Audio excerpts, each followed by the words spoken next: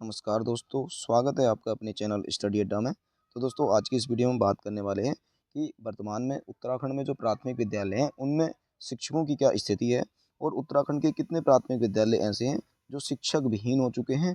और अभी आप सभी को पता होगा कि वर्तमान समय में पलायन आयोग ने भी एक रिपोर्ट दी है। उस पलायन आयोग ने अपनी रिपोर्ट में क्या कहा है, वो सभी इसी वीडियो में जानेंगे। और हम ये भी जानेंगे कि अभी वर्तमान में हमारी जो नई प्राथमिक शिक्षक भर्ती है वो कब आएगी और कितने पदों पर आएगी।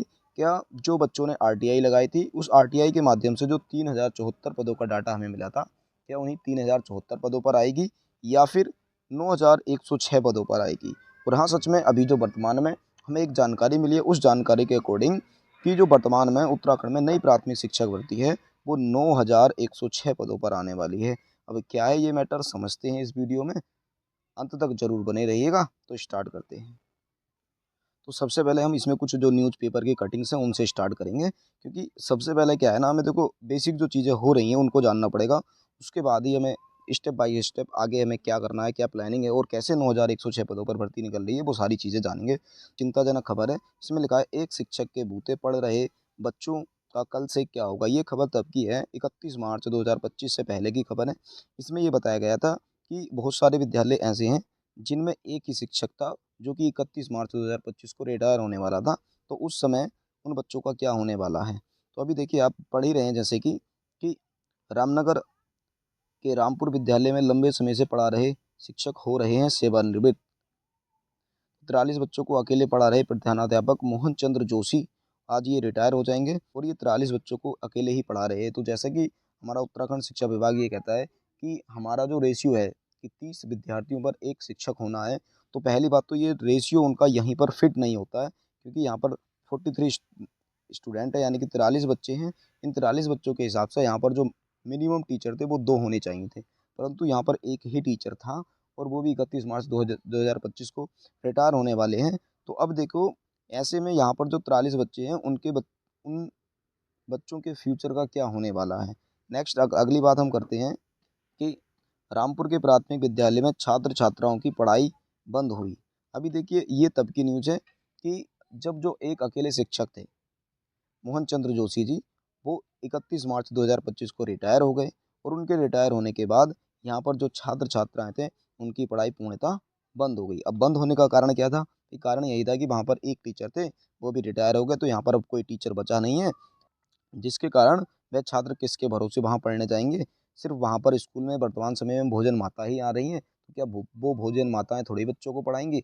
उनका काम जो है वो अपना काम कर रही हैं। बाकी वहाँ के जो ग्रामीण थे उन्होंने कुछ मांगे की थी। उसमें लिखा था स्थायी शिक्षक की तैनाती को अड़े ग्रामीण। यानी कि वहाँ पर जब शिक्षा विभाग से शिकायत की गई तो शिक्षा विभाग ने क्या किया, वहाँ पर एक अस्थायी टीचर भेज दिया। यानी कि व्यवस्था पर जो हम टीचर भेज देते हैं कि एक टीचर एक दिन के लिए जाएगा, दूसरा स्कूल से एक टीचर आएगा वो एक दिन के लिए जाएगा, इस तरह से एक एक दिन के लिए टीचर भेजने लगा शिक्षा विभाग। अब आप खुद ही सोच सकते हैं कि अगर एक दिन के लिए कोई टीचर किसी विद्यालय में छात्रों को पढ़ाने के लिए जाएगा, तो क्या वह बच्चों से कनेक्ट हो पाएगा, क्योंकि ये बड़े बच्चे नहीं हैं। हाँ, अगर ये बच्चे डिग्री कॉलेज के होते, वहाँ पर टीचर नहीं होता, अगर आप कोई भी टीचर एक दिन के लिए वहाँ पर जाता है तो वो लेक्चर देकर बच्चों को पढ़ा सकता है। पर ये छोटे बच्चे, इनसे कनेक्ट होना पड़ेगा, उनकी भावनाओं को जानना पड़ेगा, अपनी भावनाओं को उन तक पहुँचाना पड़ेगा, तभी वह छात्र कुछ पढ़ सकते हैं। देखिए, एक खबर ये भी है कि स्कूल में शिक्षक तो दूर पानी भी नहीं दे पाए। यानी कि यही रामनगर का प्राथमिक विद्यालय है। इसमें जो बच्चे हैं वो गूल का दूषित पानी पीने को मजबूर हुए हैं। यानी कि यहाँ पर पेयजल की भी सुविधा उपलब्ध नहीं है।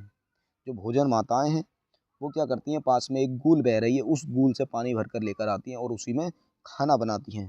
तो कुछ लोगों का वहाँ पर ये भी कहना है और भोजन माताओं का भी कहना है कि वो जो गूल है पानी वाली, उसमें जो आस-पास के लोग होते हैं वो कपड़े भी धोते हैं और अतिरिक्त कार्य भी करते हैं, और वही दूषित पानी वहाँ पर बच्चों को पीने के लिए दिया जा रहा है। अभी देखिए, ये शिक्षा विभाग की कितनी बड़ी बेबसी है कि एक तो विद्यालय में ये शिक्षक नहीं दे पा रहे हैं, और शिक्षक के साथ-साथ बच्चों की जो बेसिक नीड्स हैं, पानी के बिना तो कोई रह भी नहीं सकता। कहते भी हैं कि भाई जल ही जीवन है, और उसी जीवन को ये नष्ट करने में लगे हुए हैं। अभी देखो, शिक्षक भी नहीं है और वहाँ पर पानी भी नहीं दे पाए हैं। और अगली खबर देखते हैं, देखो उसमें क्या लिखा है। रामनगर बच्चों ने स्कूल जाना छोड़ा। अभी देखो, यहाँ पर जब टीचर भी नहीं है, पानी पीने की सुविधाएं भी नहीं है, तो बच्चे स्कूल में जाकर अपना जीवन बर्बाद तो करेंगे नहीं, तो बच्चों ने क्या किया है, वहाँ पर स्कूल जाना छोड़ दिया है। अब ये स्कूल जाना छोड़ दिया है, और जब ये बच्चे स्कूल जाना छोड़ देंगे तो इन बच्चे के भविष्य का क्या होने वाला है। अब ये बहुत ही सोचनीय विषय है और ये हमारे जो शिक्षा विभाग है उसको समझना चाहिए।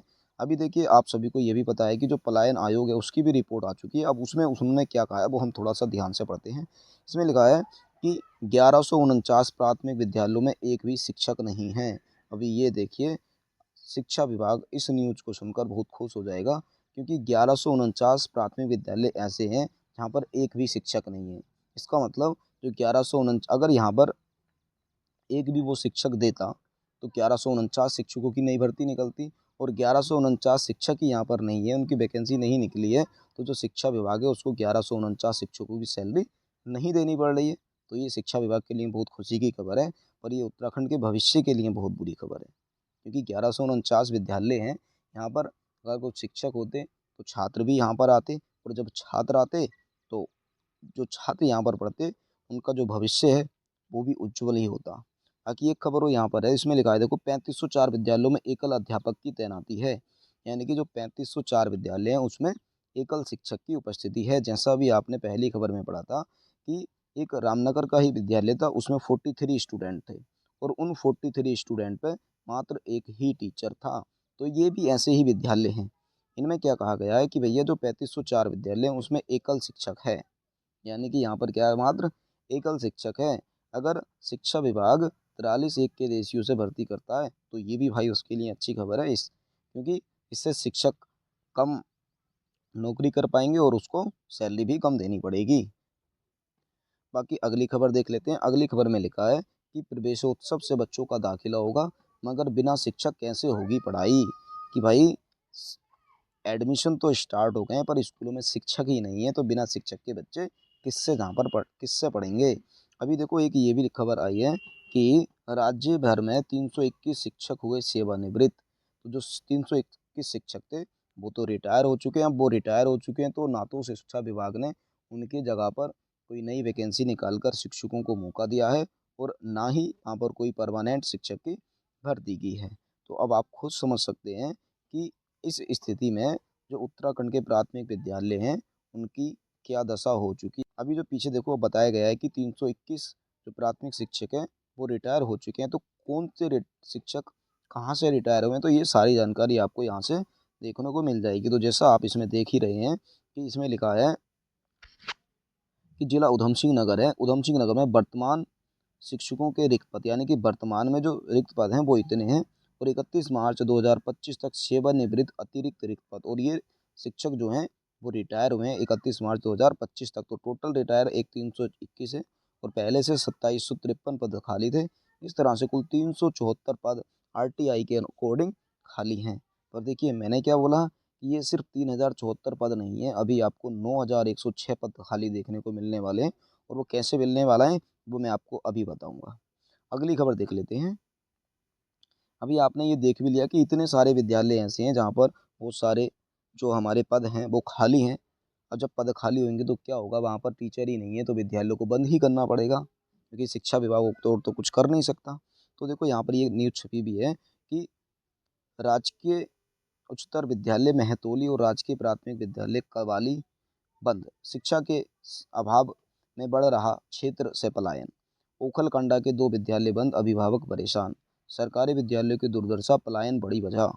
अभी देखिए, जब जहाँ पर शिक्षक नहीं होंगे, पीने को पानी नहीं होगा, उनकी जो बेसिक आवश्यकताएं हैं उनको पूरा करने वाला कोई नहीं होगा, तो लोगों को मजबूरी में वहाँ से पलायन करना पड़ेगा ही पड़ेगा, क्योंकि हर कोई चाहता है जो उनके बच्चे हैं उनका भविष्य उज्जवल हो।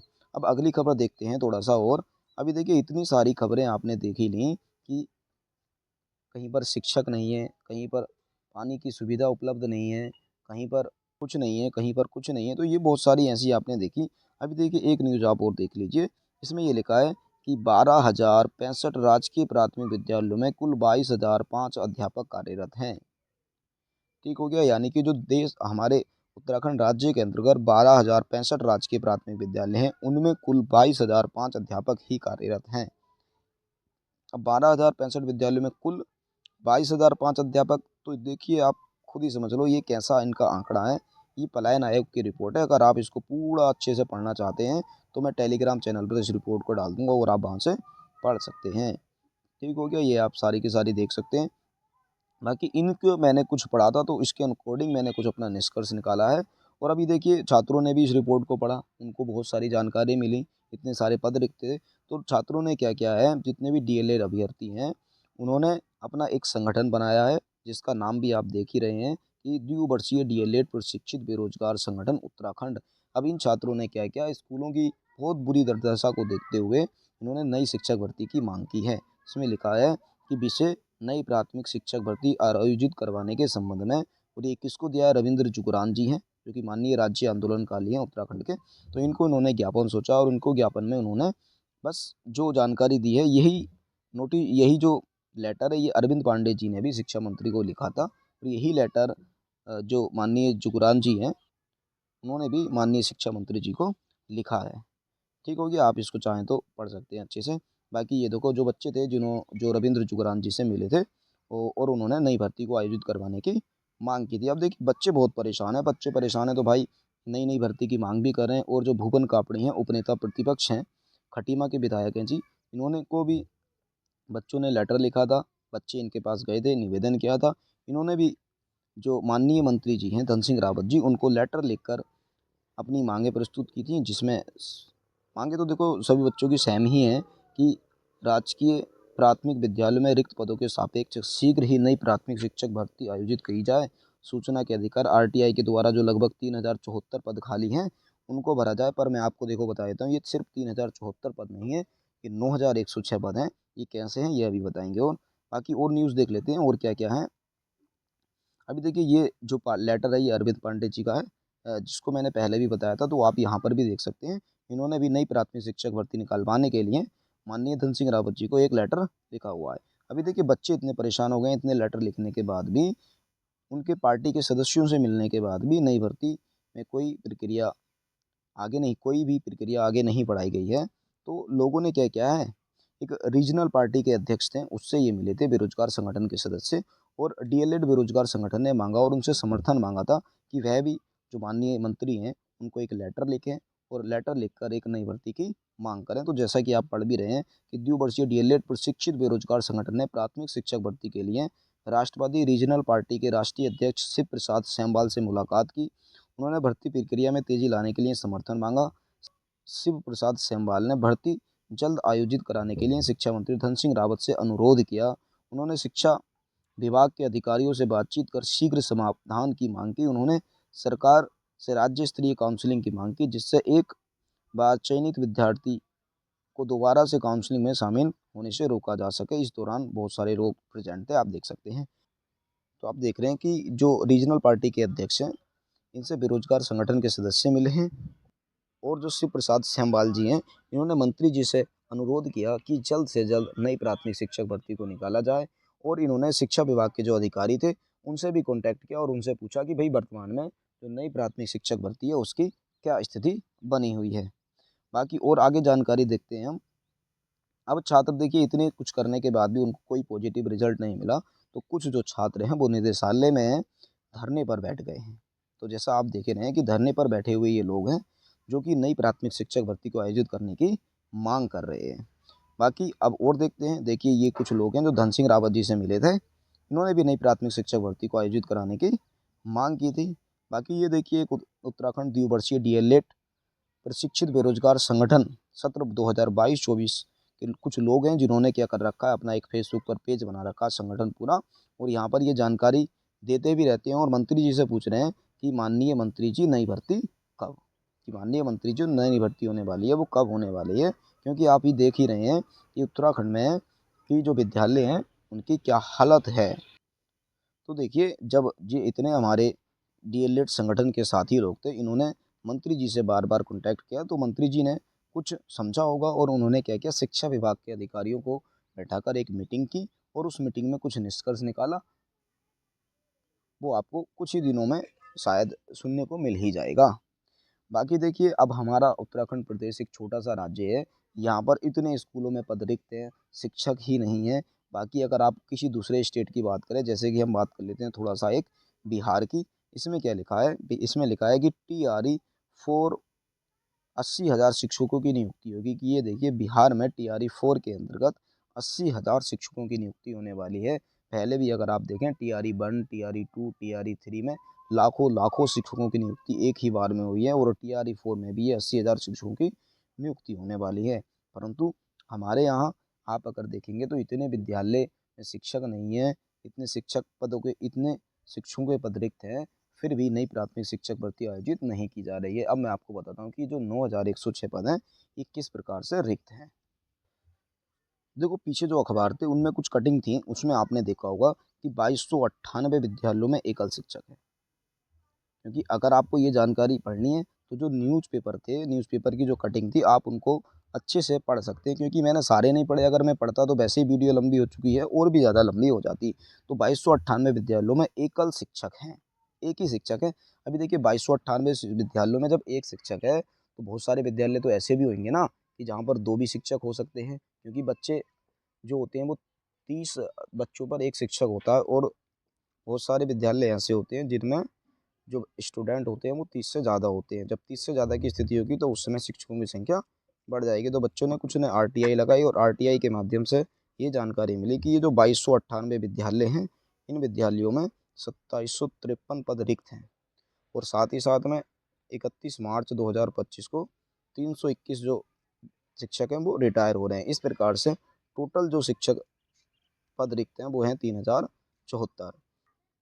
और आपने एक न्यूज़ ये भी पढ़ी होगी कि 12,065 जो स्कूल हैं उनमें से आधे स्कूलों में प्रधानाध्यापक हैं ही नहीं।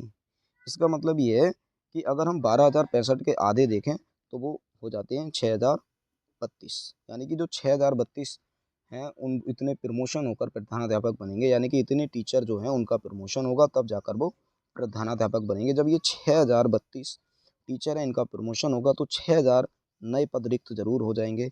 इसका मतलब जो बच्चों ने RTI लगाई थी उसमें जानकारी मिली थी कि 3,074 जो पद थे ये पहले से ही लिखते और प्रमोशन के माध्यम से 6,032 पद रिक्त हो जाएंगे। तो जो हमारे टोटल पद हो जाएंगे इस तरह से वो हो जाएंगे 9,106 पद।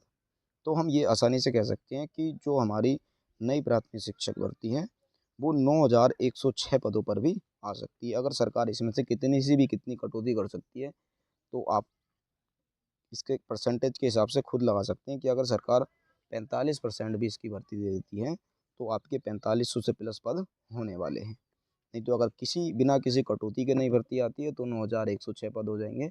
और 9,106 पदों को भरने के लिए उत्तराखंड के अंदर जो DLED अभ्यर्थियों की संख्या है वो बहुत कम होने वाली है। यानी कि ये पद इस हिसाब से तो उत्तराखंड के अंदर भर भी नहीं पाएंगे।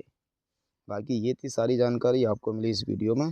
बाकी अगर आप नेक्स्ट वीडियो किस टॉपिक पे चाहते हैं ये हमें कमेंट बॉक्स में बता दीजिएगा, हम ये सारी जानकारी आपको वहाँ पर दे देंगे। मिलते हैं फिर नेक्स्ट वीडियो में, तब तक के लिए बेस्ट ऑफ लक।